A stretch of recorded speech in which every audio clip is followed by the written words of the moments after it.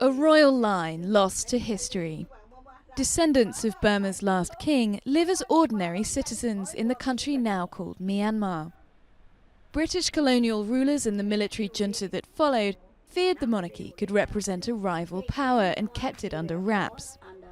Stripped of their royal prestige, the remaining family is virtually forgotten in their homeland. Now we have to run in the rain, we have to run in the sun. The British evicted the last Burmese monarch, King Thibaw, and his wife Queen Supayat in 1885 and forced them into exile in India.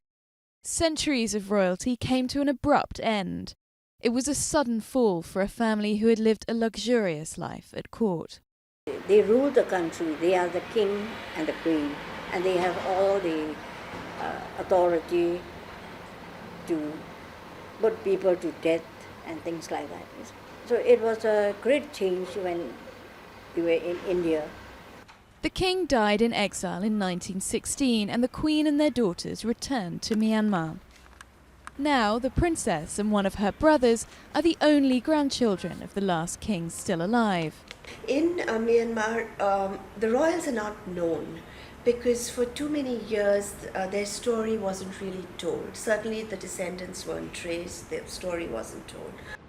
The Queen's tomb in Yangon is one of the few public symbols of the royal family.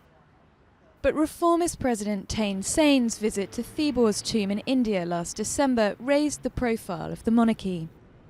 Something the princess felt on her first trip in 2 decades to the old royal palace in Mandalay this year.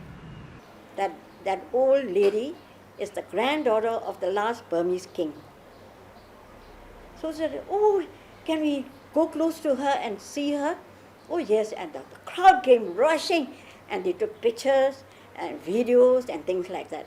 And one young lady came running up to me and said, Grandma, I want to hug you.